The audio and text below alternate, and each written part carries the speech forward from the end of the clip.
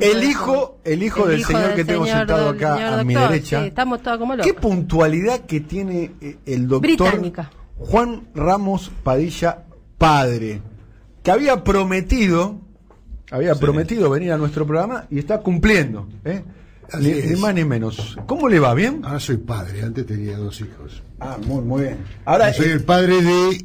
¿Viste? Claro. Con nuestra generación no pasa eso. Un periodista y un juez. Un periodista que es el director de Radio Caput, Ajá. hay que decir, que es una radio muy cierto, importante, sí. que ha cumplido un rol muy importante en todos estos años. Felicitaciones por su hijo, el director de Radio Caput, y también es el hijo de el juez federal, Exactamente. el padre de Juan se llama también su hijo, ¿no? Alejo. Alejo Ramos Padilla. Y usted también fue juez, ¿no? Yo soy juez, soy camarista. Ah, es juez, sigue siendo... Digo, sí, entonces ¿todavía? ¿Todavía? Y tuitea como no sabía que un camarista ¿Tiene algún podía tipo de darle restricciones? Mira, tengo espadachín. algunos pedidos de juicio político durante todo este gobierno, pero me pareció que los jueces teníamos que hablar, porque además no es incompatible pensar y pensar política mientras uno no se deje llevar por sus pensamientos, ¿no? En realidad todos los jueces piensan en política y generalmente los que ocultan sus simpatías políticas son los que actúan como mandaderos políticos, ¿no? Los jueces dicen no hay que hablar de política, no hay que hacer política, pero después andan corriendo los senadores por los pasillos del tribunal para que le den acuerdo. ¡Epa! Como tiró, En minutos se viene la conferencia de prensa de Martín Guzmán.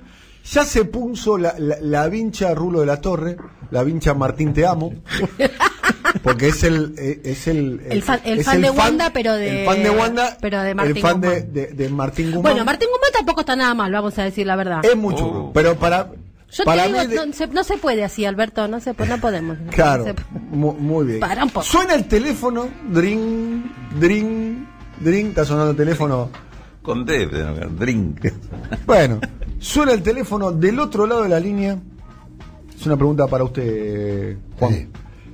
Está Alberto Fernández y le pregunta: Juan, tirame 2 o 3 cosas que tengo que hacer inmediatamente para mejorar la imagen de la justicia en general, de la justicia en federal en particular y de Comodoro Pi más precisamente. La respuesta suya es: nombrar una corte de 15 o 21 miembros, reconociendo que esta corte ha sido cómplice de todo lo... No, Menem. Esta corte ha sido cómplice de todo lo que ha ocurrido durante estos 4 años. Esta corte ha sido el lujo de traer a Moro, pasearlo por todos lados, de fomentar, especialmente junto a Bonadío, de permitir que los jueces de la corte vayan a la embajada a comer canapés una vez por mes, de no parar, de manejar las escuchas de una manera espantosa, con Nadir Úrsula a la cabeza, siguió. Sí, de adelantar que era un magnicidio. Veo que ustedes no reaccionan, Acá los moderaditos de la mesa.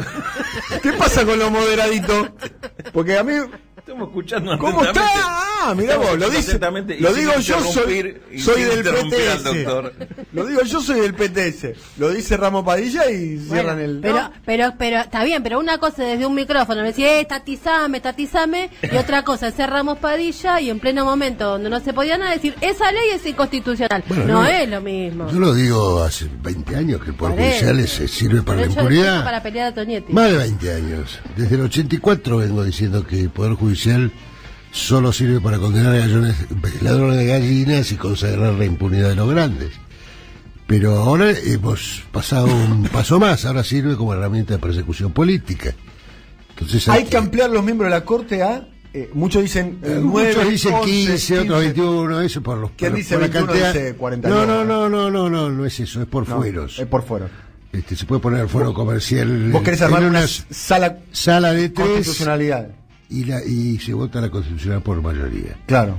Y además nos despegamos de toda la runfla esa que hay de los secretarios de la Corte, Porque como las cortes, la corte tiene un staff de secretarios que son los que utilizan los jueces para determinados fallos cuando no conocen determinada materia del derecho. Que son los... que esos están desde hace años y años. Que son los que escriben los fallos. Que son los que escriben los Por ejemplo, a ver, Lorenzetti no es penalista. No. Entonces, si tiene que definir algo sobre derecho penal... Y lo tiene a Canevari, que es este que tiene escondida la causa de la embajada de Estados Unidos, por ejemplo. En la Secretaría Penal. Bien. ¿Sabes qué es de Canevari? No lo sé. Es un secretario de la Corte que es el que instruye la causa de la embajada de Israel.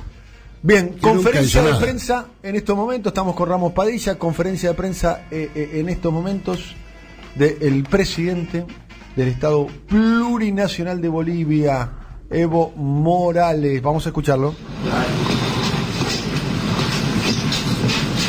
Los ministros que estaban, que me acompañan ahora, saben exactamente, faltando creo 2 o 3 semanas, una trabajadora al lugar me llama telefónicamente, ¿cómo habrá conseguido mi teléfono? Y me dice, hermano presidente, en tal casa de un tal señor Alarcón, supuestamente Comité Cívico de la Paz, se han reunido comités cívicos de Santa Cruz, de Oruro y algunos políticos de la oposición. En minutos estaremos con Luisina Colombo, nuestra cronista que ya está allí en la conferencia de prensa de Evo Morales.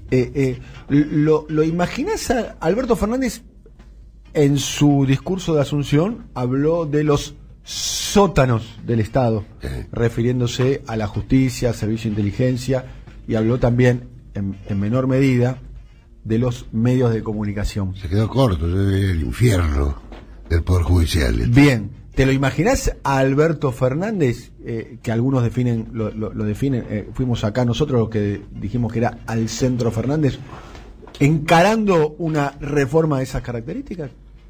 Ojalá, porque la Corte es muy importante y con todas las leyes que están saliendo, ya están hablando algunos, los tributaristas de derecha ya están hablando de que hay algunas cuestiones inconstitucionales y confiscatorias. En una situación de emergencia, la Corte, que es el órgano político del Poder Judicial, dirigida por el representante de Clarín, la verdad, presidida por el representante de Clarín, la verdad que no es de mi agrado. Necesitamos una Corte. A ver, empecemos por lo más sencillo. ¿Para qué están las leyes? ¿Para qué están las leyes? Y para proteger al débil. ¿Y por qué están los jueces? ¿Para qué están los jueces? Para proteger al débil, no para perseguir. Y la Corte debería estar para eso. Y hoy estamos en una situación en el país que necesitamos una Corte que acompañe todas las emergencias que hay. Por eso yo diría que también estamos en emergencia judicial. No es bueno que nos anden patoteando con el nombramiento de Irurzun nuevamente como presidente. ¿Fue una patoteada eso? Absolutamente. ¿Lo conocés bien a Martín Irurzun? Fui amigo de él y ahora lo he denunciado ya por los sorteos truchos que hace. Lo he denunciado en una causa donde Bonadío me persigue a mí, y bueno, donde hay forum shopping y no soy el único, ¿no? Lo mío es muy Composición, pequeño. tema Irurzun, 2 puntos. Describime a Irurzun. Fue un gran juez, ahora es un corrupto. Porque es corrupción perseguir a la gente cuando no hay prueba. Es corrupción, es un disparate lo que ha hecho Irurzun y ha generado un daño terrible. Irurzun debería ya a juicio político, debería ser echado del Poder Judicial. ¿Por qué? Porque ha hecho un daño terrible con sus doctrinas, que son disparatadas, con muchas causas donde hay nulidades a rolete, permitió la persecución igual que la Corte, y te puedo seguir. Sin meter preso a una persona que no tiene que estar presa, de una vez por todas tenemos que terminar con esta cuestión de que cambia el gobierno y los jueces miran para un lado y cambia y después miran para el otro. Hay que terminar con esos jueces para tener jueces en serio y que no pasen este tipo de cosas. Todos los gobiernos arrancan con esa iniciativa, con esa impronta. Vamos a terminar con la judicialización de la política, vamos a terminar con los jueces que persiguen, vamos a terminar con esto.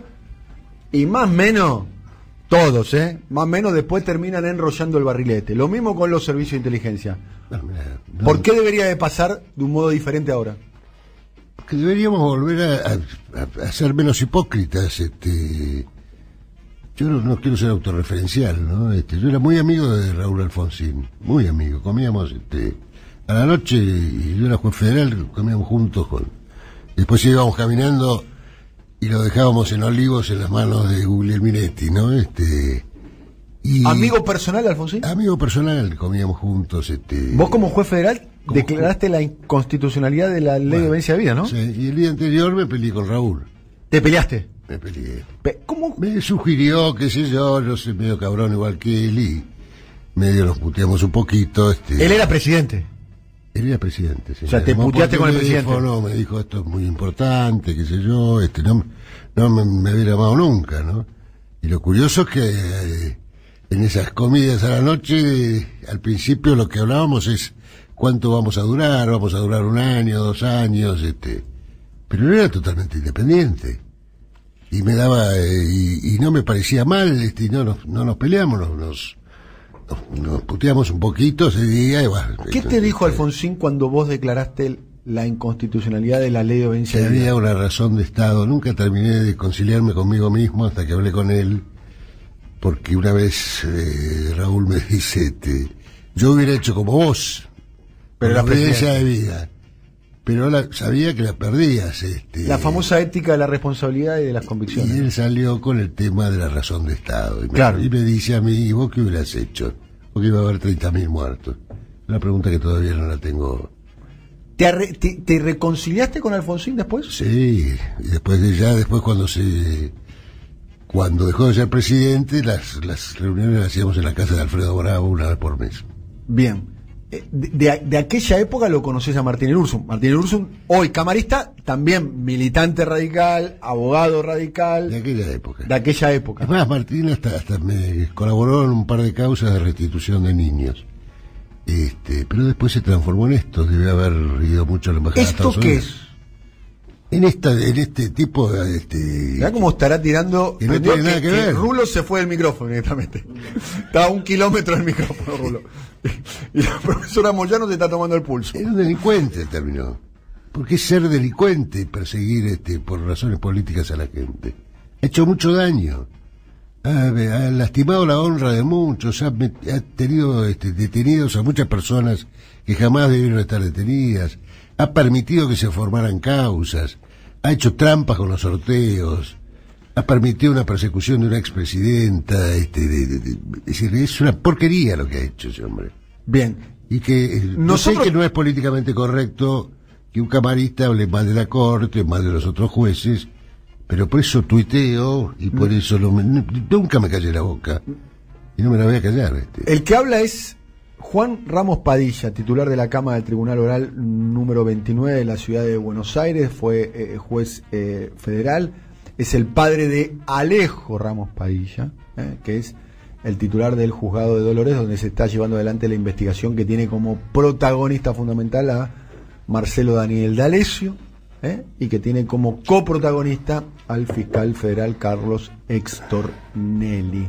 14 minutos para las 11 de la mañana, vamos a estar más tiempo conversando con Juan Ramos Padilla, tenemos mucho para hablar. Nosotros acá también en el programa insistimos mucho, nosotros consideramos de que el sistema judicial argentino, el federal y particularmente Comodoro Pi está en un estado de no retorno en términos institucionales. No retorno. En el Palacio de Justicia reina la hipocresía. Digo. Bien, claramente. Insistimos mucho en la figura de Martín Irurzun también, ¿no? Sí. Porque Irurzun es como una pieza clave. Nosotros acá utilizamos la figura del Shenga, ¿te acuerdas del Shenga? Sí, cómo no. Un ladrillo del Shenga clave de todo ese dispositivo de persecución durante todos estos años ha sido Martín Irurzun.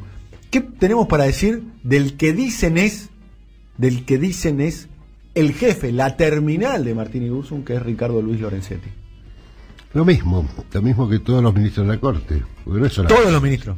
Todos los ministros. No tenés ninguna excepción. Ninguno frenó estas barbaridades. Acordémonos de una de las causas que se siguen a Cristina, que la Corte la pide, ve la porquería que hay ahí, porque las causas esas hay que verlas, ¿no? Cómo se armaron, cómo se han violado todos los derechos, y ahora lo estamos viendo, ¿no? Día a día, lo estamos viendo, y encima hay que aguantarse la prensa mayoritaria, que dice hay que respetar al juez. Y uno, cuando presta declaración indagatoria, como hizo Cristina, tiene derecho a decirle lo que quiera a los jueces, y más si son unos delincuentes que permiten avanzar en esas causas, que con solo verlas hay que anularlas inmediatamente. El que habla es Ramos Padilla. Mucho se dice del vínculo, del oleoducto que une a los servicios de inteligencia, a la AFI, con los juzgados federales de Comodoro Pi.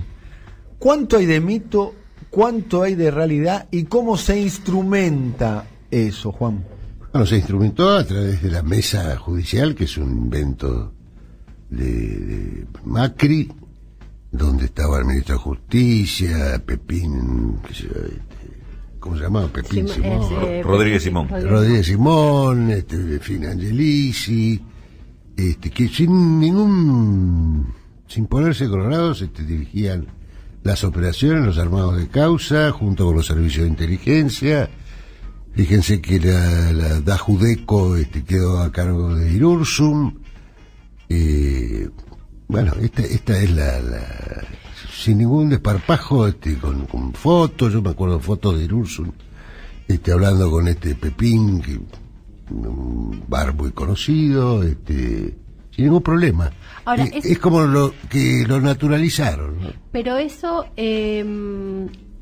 me parece que viene de antes de Macri incluso, y me parece que, voy a decir algo medio antipático para la corrección política, pero se le adjudica una especie de control del gobierno de Menem a los tribunales de la Comodoro Pi, a los jueces federales, y se pasa por alto el cambio, la modificación grande que hizo el gobierno de la Rúa, de la AFI, y de cómo en lo que en su momento era la CIDE, y cómo pudieron entrar y salir agentes, y lo que no pudo hacer ningún gobierno. Entonces, yo lo que quiero preguntar es eso, siguiendo en la línea de lo que pregunta Daniel, de cómo se instrumenta eso.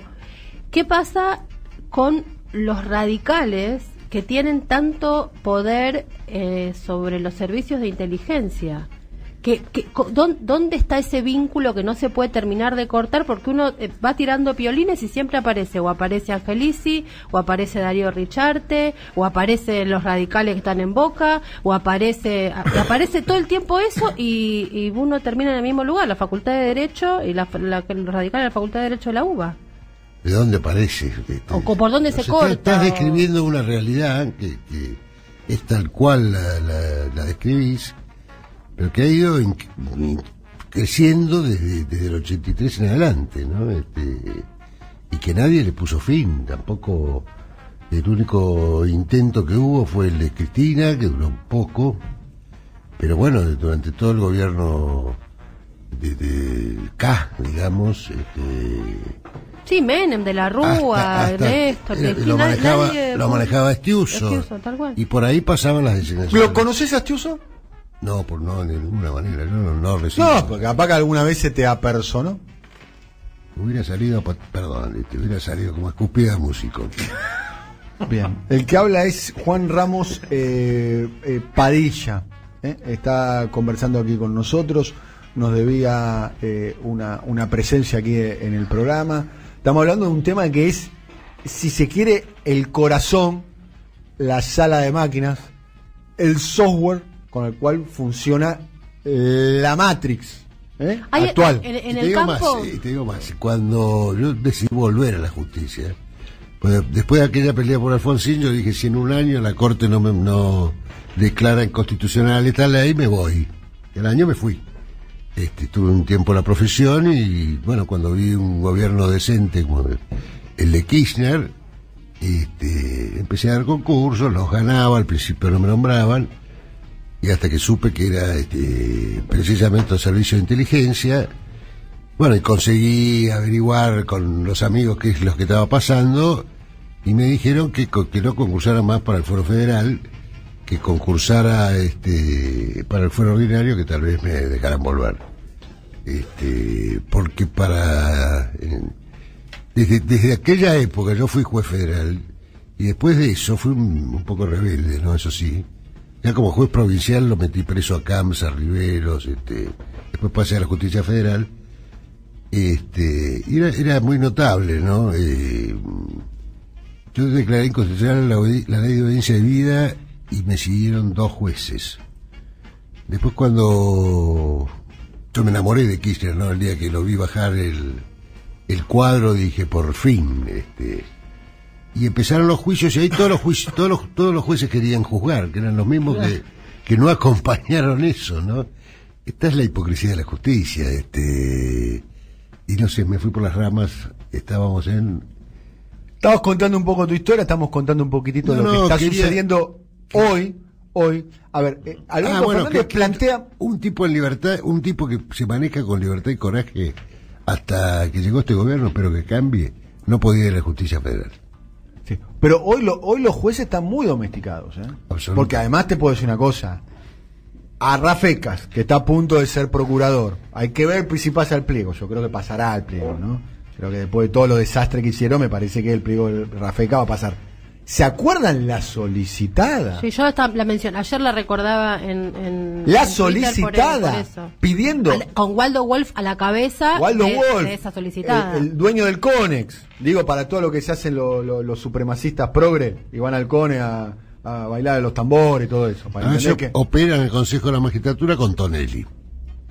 Bien, cuando pedían el aplazamiento de Rafecas, y lo disciplinaron a Rafecas, porque Rafecas casi no participa del debate público. Con Casanelo también lo disciplinaron a Casanelo. O sea, hay muy pocas voces y encima les tiran con cosas, porque además de lo que hacen por abajo, tienen una lógica. En el caso de Rafecas más o menos lo conozco por circunstancias de personas que siguen su vida académica, digamos. Rafecas le tiraron a Rafecas con así como al pasar una bomba de pintura de antisemitismo, cuando por el trabajo de Rafecas vinculado con todo lo que tiene que ver con el Holocausto se incluyó el tema del Holocausto en las currículas escolares de la República Argentina.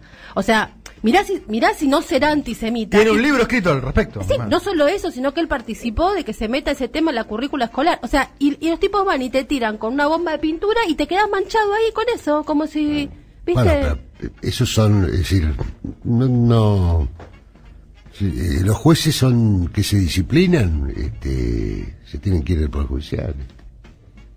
Al contrario, los jueces tienen que ser independientes. A ver, también es cierto. A mi hijo perdón, no lo quiero nombrar ni quería hablar de él. Le pidieron el juicio político al día siguiente y no se va a disciplinar nunca. Claro. Por ahí estoy haciéndole un daño, ¿no? Pero así somos nosotros. El que habla Juan Ramos Padilla. A ver, quiero volver al tema. El Poder Judicial, lo dijo conversando con nosotros en este programa, alguien que hace poco compartimos un encuentro con el doctor Ramos Padilla, que es Eduardo Freiler, que fue uno de los... Una de las víctimas. Una de las víctimas. Uno de los desplazados durante todo este periodo, además en una maniobra fraudulenta como fue la de esconder a un miembro del Consejo de la Magistratura, demorar la firma, para generar una mayoría para permitir el desplazamiento, ¿no? Una maniobra que si la hubiese hecho el kirchnerismo estaríamos a 2 pasos de ser Corea del Norte, y la hizo el radicalismo, la hizo Lorenzetti, la hizo el oficialismo anterior y demás. Pero la pregunta puntual es la siguiente: teniendo en cuenta que ese dispositivo judicial es como el corazón del sistema para proteger el poder económico y demás, y tiene capacidad de respuesta. A ver, diríamos si estuviéramos en un bar, tiene la capacidad de vuelto, tiene la capacidad de daño. De hecho, nosotros ya manejamos, yo que no soy una persona muy informada, no. Algo me entero, Clarín, algo me entero, ya están los expedientes armados, sí. Ya están los expedientes armados para tirarle a Alberto Fernández y a la coalición que integra a Alberto Fernández. A ver, los misiles están en la frontera. Los misiles están en la frontera. Se reunieron en el Chaco la semana pasada. Digo, como para empezar a disparar. ¿A cuánto estamos de que el gobierno de Alberto Fernández tenga su primera causa de corrupción? Estamos o algún integrante de la coalición del gobierno de Alberto Fernández tenga su primera causa de corrupción, estamos al momento en que lo decían apretar el botón rojo y disparar el misil. Ariel Lijo, anoten este nombre nada más, para dar un caso, digamos, para nombrar a otros jueces federales. La pregunta es, Comodoro Pi y los servicios de inteligencia, que tienen una terminal muy grande en la embajada más importante que tiene la Argentina y demás, ¿tiene capacidad de resistencia? Sí, claro que la tiene. Sobre todo tiene... La mayoría de los jueces... O sea, no alcanza a contener votos o poder político o ganas. Muchos de los jueces han sido disciplinados por Clarín. Hoy preside la Corte un representante del Clarín. Clarín lo llevaba a Estados Unidos, lo sacaba a pasear a Estados Unidos. Y es una forma de captación de los jueces, ¿no? Irusun no me acuerdo. Muchos jueces los invitaban a Estados Unidos, los jueces federales en lo penal, antes que viniera la oralidad, con el cuento de que iban a aprender sobre eso. Bueno, los sacaban de parranda y después se le aparecía la DEA, que eran los que los habían sacado de parranda en Estados Unidos, a trabajar en su juzgado, y los dejaban. Hay premios que da Clarín, hicieron todo un curso en Estados Unidos llamado El Sartal, preparado por Recondo, que es el presidente, era hasta unos días el presidente del Consejo de la Magistratura. Claro que hay, pero por eso tenemos que pensar en los mecanismos de rápidamente nombrar los subrogantes, gente decente. La Cámara Federal, por ejemplo, tiene 2 jueces que están designados por decreto, y movidos de un lado al otro sin que eso corresponda. Bueno, el Consejo de la Magistratura debería rápidamente cubrir esas subrogancias, no para tener mayoría, porque no la va a tener por ahora, hasta que se designen correctamente todos los jueces, sino por lo menos para que haya voces y gente abriendo los ojos. Ahora está vacante el juzgado de Torres, está vacante el juzgado va a quedar vacante el juzgado de Rafecas. También hay que tener en cuenta que los jueces federales se investigan entre sí. Entonces la forma de ampararse y de cuidarse es tremenda, porque solo hay otro juez federal de Comodoro Pi que puede investigar a un juez federal de Comodoro Pi. Así vivió Ollarvide, por ejemplo, ¿no? El día que lo llamaron le dijeron: tengo todo para para procesarla a Cristina, para perseguirla a Cristina. Entonces habría que poner en ese lugar, por lo menos hasta que se den los concursos, jueces con el coraje suficiente para enfrentar estos temas. ¿Cómo? ¿Me permitís? ¿Cómo articula el poder económico con la justicia? Ahí también existe algo así como esa mesa judicial. Uno piensa que eso es lo que fue la causa de los cuadernos y los beneficiados y no beneficiados con eso, la injerencia que seguramente tuvo la embajada de Estados Unidos también en esa causa. Digamos, hay también un mecanismo de operación. Mira, si yo conociera cómo, ya lo hubiera denunciado. Lo único que noto, yo soy camarista, sí. Ganamos muy bien los jueces, pero se ve que mi mujer administra muy mal. Ajá. No sé si me explico, pero si supiera cómo lo hacen, a otros les rinde, ¿no? Sí, les rinde más. Saben buscar precios cuidados, esas cosas. Bueno. Pero digo, hay que cambiar el perfil del juez, ¿no? Nosotros buscamos jueces con muchos títulos académicos, y me parece que en este momento de reforma y que eso, el perfil de juez debería ser su carrera judicial o su carrera en la profesión, que demuestre que son los jueces que van a estar a la altura de las reformas que se van a hacer, y a la altura de la necesidad de cambiar un poder judicial que nació mal, vinculado a la oligarquía y fíjense que uno entra, los jueces no pueden hablar de política, ¿no? Me decías vos, vos entras al Palacio de Justicia y el homenaje más grande que hay es a un presidente Fidel Alcorta, muy paquete él, que fue presidente del Senado, presidente de la Nación y presidente de la Corte. Entrás a la Asociación de Magistrados, donde ayer lamentablemente se celebró ahí esta sociedad, y te encontrás entrando a la derecha un mármol enorme agradeciéndole a la dictadura la donación a los jueces, a este gremio de los jueces del edificio donde funciona. Eso es una vergüenza. Sí. Y ahí está la placa, y ya está, todo, además habría que ver en su momento, ¿no? Lo que nos costó sacar la foto de Quiroga, y lo que nos criticaron porque... ¿Quién es Quiroga? Es un juez que presidió la Cámara, el Camarón, que encubrió Trelew, encubrió a los muertos de Trelew. Nosotros hicimos un acto en mi tribunal hace 2 meses, que fue muy criticado, donde también pusimos la foto de otro, totalmente distinto, que se llama Eduardo Luis Duhalde, quien fuera secretario de Derechos Humanos de Néstor Kirchner. Habla en estos momentos Juan Ramos Padilla, y está hablando en estos momentos el presidente de la Nación, Alberto Ángel Fernández, en la sede del Sindicato Mecánico Automotor, en la compañía de Ricardo Piñanelli, ni más ni menos, que es el secretario general del sindicato. Están allí diferentes directivos de las empresas automotrices. Se está presentando el Plan Automotor 2030 para una de las industrias más importantes de la Argentina. Hay directivos de diferentes terminales. Está Daniel Osvaldo Scioli, está Hugo Moyano, Osvaldo Scioli está, Daniel Scioli está porque es el embajador argentino en Brasil, el principal socio comercial que tiene la Argentina, y dentro del intercambio comercial, lo más importante del intercambio comercial entre Argentina y Brasil tiene que ver con la industria automotriz. Alberto Fernández habla. Que ustedes han encarado. Ponerse de acuerdo los que producen. El camino es no es otro. Es 11:05, vamos a retomar contacto y escuchar más adelante a Alberto Fernández. Seguimos con Juan Ramos Padilla. A ver, hay 2 versiones 2 o 2 ideas 2 de lo que hay que hacer con la justicia. Primero, ampliación de la Corte. Cuando se le preguntaba al candidato Alberto Fernández, decía que no, claramente. También es cierto que muchas veces en campaña no se dice todo lo que van a hacer. Y quizás una cosa pensaba él estando siendo candidato, y otra cosa piensa ahora siendo presidente.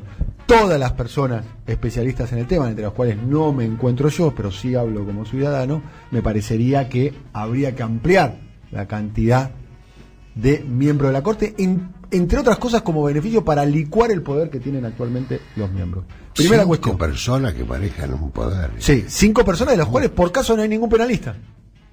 Pero no penalista. Por ejemplo, no hay ningún penalista. Te paran las leyes. ¿Qué pasó con la ley de medios? ¿Cómo se manejó la Corte? Sentado donde estás sentado vos, el periodista Mario Weinfeld dijo que de los 5 miembros de la Corte, 2,5 responden a los intereses de la Embajada de Estados Unidos en Argentina. Sí, no tengo duda. 2,5. No supimos cuáles eran los 2,5, sospechamos de alguna manera. En realidad son los 5, porque si hay 2,5, los otros 2 lo saben. Sí, 2,5, uno, el medio significa que va y viene, que va y viene, que va y viene. Sí, pero se encubre. No queremos nombres acá, queremos apellidos. No te digo Rosencrantz, no te doy nombres. Rosencrantz. Los 5, Rosencrantz, Lorenzetti, Maqueda, los 5 se tienen que ir. Son encubridores por lo menos. Bien. 2 posturas que tiene Alberto Fernández. Una es la reforma del fuero federal, o sea, unir a todos los juzgados nacionales porteños con los juzgados federales, con lo cual los tribunales federales pasarían a ser... Le sacamos el bolillero y Irurzun con eso. ¿Pasarían a ser cuántos? ¿60 y pico? 60 y pico. 60 y pico. 12 más 50, 60 y pico serían, sí, más o menos. Serían 60 y pico, lo cual licuaría el poder de los 12 juzgados de... Totalmente. Bien. Esa es uno. La otra reforma que se propone es la aplicación del sistema acusatorio. No, las 2 juntas. ¿Vos creés que hay que aplicar las 2 juntas? Sí, señor. Es demasiado osado las 2 juntas a la vez. Bueno, pero entonces que vamos a seguir con... No, porque acá estamos con los socialdemócratas del programa, viste, que me dicen que aquí despacio, viste, que no, viste, entonces como... Cuando Cristina, van a decir que eso es un trosco, Cuando Cristina quiso hacer la reforma del Poder Judicial, que era bastante buena, la Corte en 2 meses, a veces la Corte resuelve rápido, ¿no? La Corte en 2 meses la declaró inconstitucional.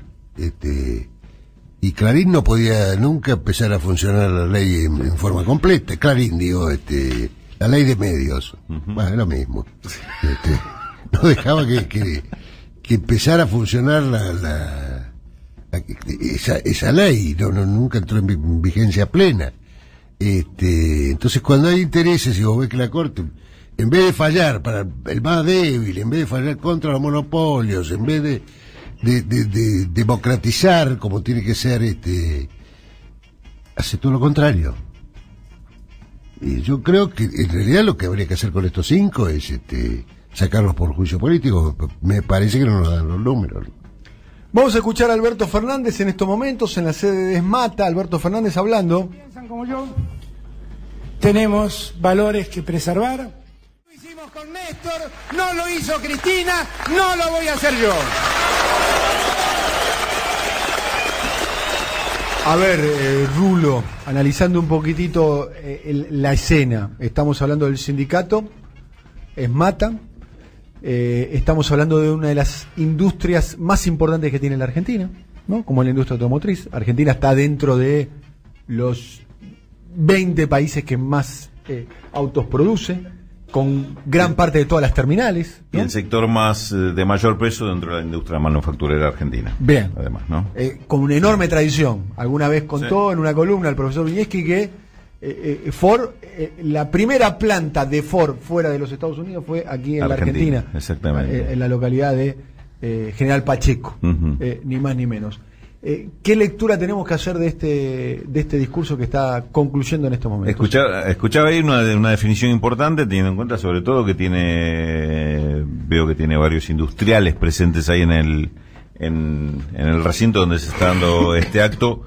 Está planteando un discurso totalmente opuesto a una apertura ingenua, podríamos decirle de alguna forma, aunque de ingenua tenía poco, la apertura importadora que permitía que se compre y se venda libremente sin ningún tipo de restricción. Esto lo que está planteando es que ese tipo de globalización, si destruye a la industria, si destruye el trabajo, no tiene sentido y no es lo que va a hacer el gobierno. Dijo, no esperen que haga esto. Esto dicho, frente a una industria automotriz donde generalmente el proceso de compra y venta con el exterior se da intrafirma, es decir, una misma filial le compra o le vende a sus propias filiales, es decir, que hace el negocio y la estrategia de la propia empresa, no la estrategia de un país. Me parece que puede ser una definición muy importante para iniciar un debate a fondo sobre esta cuestión. Ricardo Piñanelli, titular de ESMATA, habla. Público-privado. Bueno, vamos. Porque no lo podemos volver loco al ministro de Industria yendo de a uno. Ahí dice Ricardo algo que es importante y que yo creo. Yo siempre he dicho que la industria automotriz es la nave insignia de la industria argentina y que por lo tanto debemos darle mucha importancia. Y tal vez el camino sea el instituto del que habla Ricardo. Y eso, sentémonos a la mesa y empecemos a ver cómo lo hacemos. Yo sé también y valoro mucho. Saben ustedes que soy un defensor de la educación pública y de la universidad pública. Y soy un promotor de la universidad pública. Pero celebro que en este trabajo la Universidad Austral haya trabajado junto a los empresarios en llevar adelante este plan.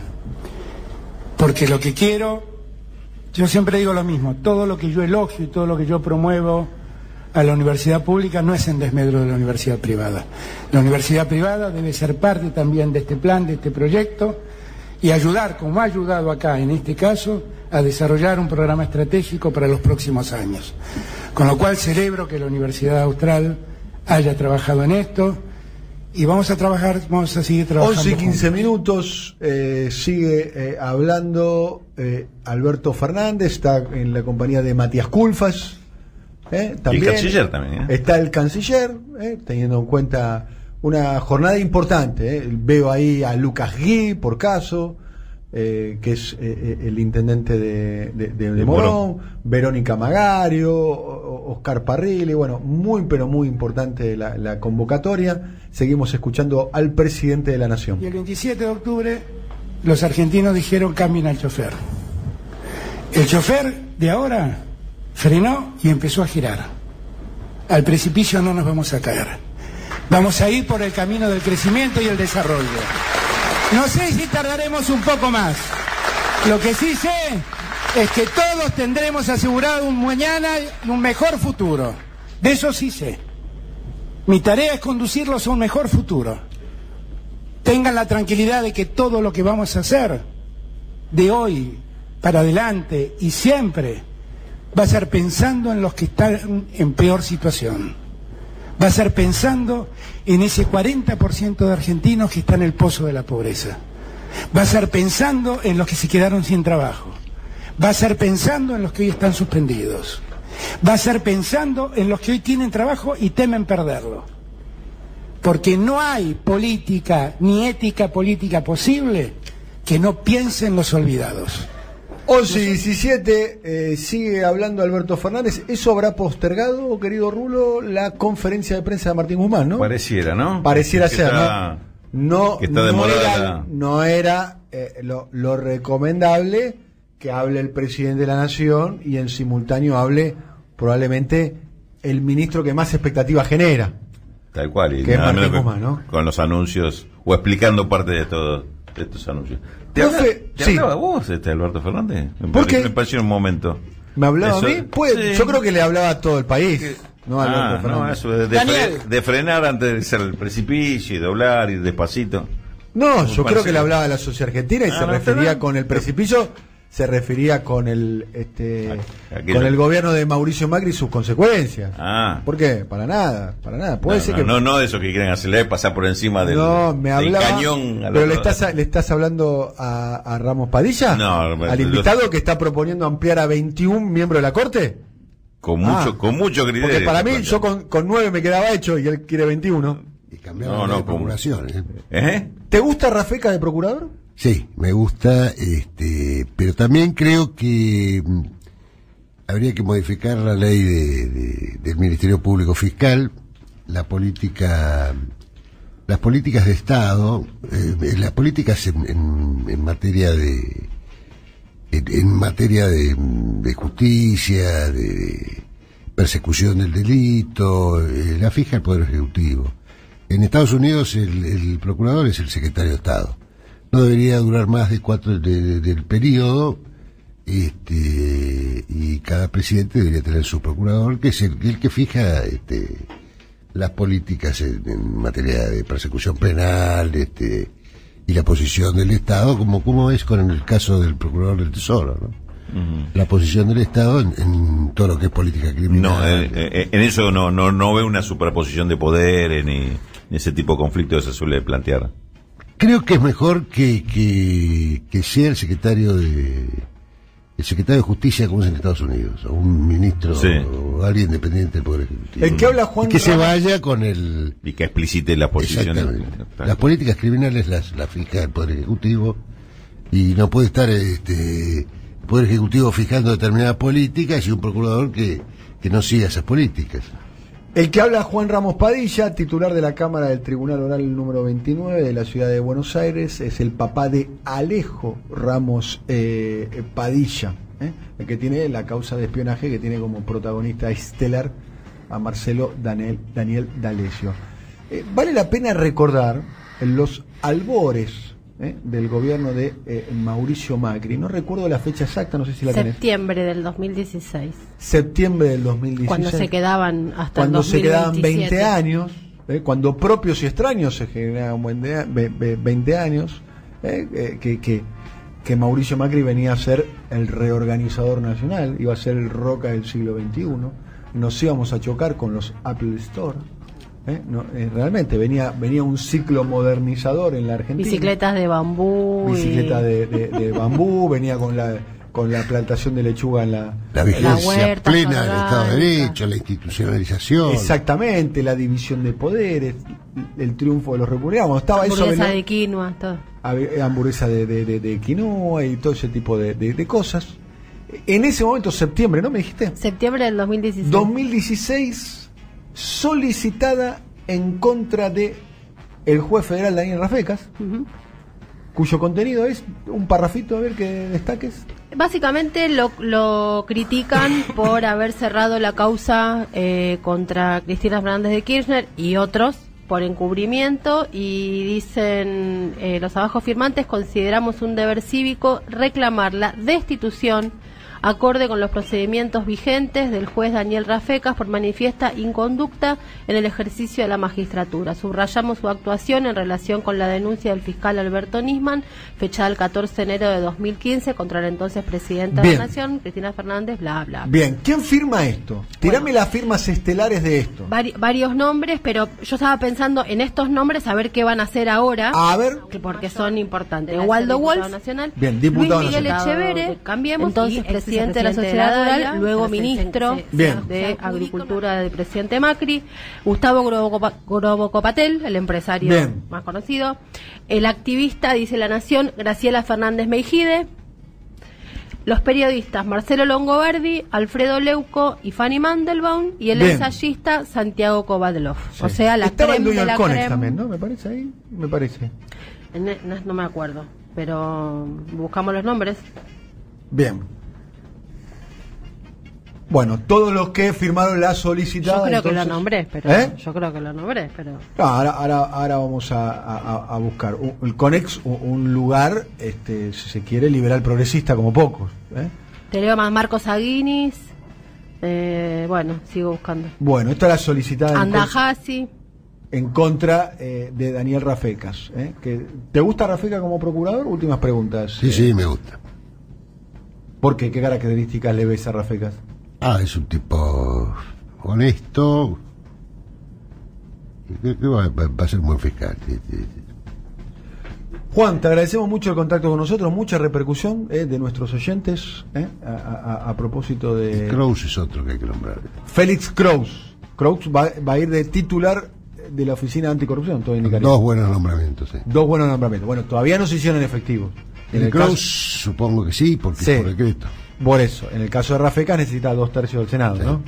Muy bien. Te agradecemos mucho el contacto con nosotros. No, gracias a ustedes por la invitación. Muy bien. Juan Ramos Padilla, titular de la Cámara de Tribunal Oral número 29 y el padre de Alejo Ramos Padilla.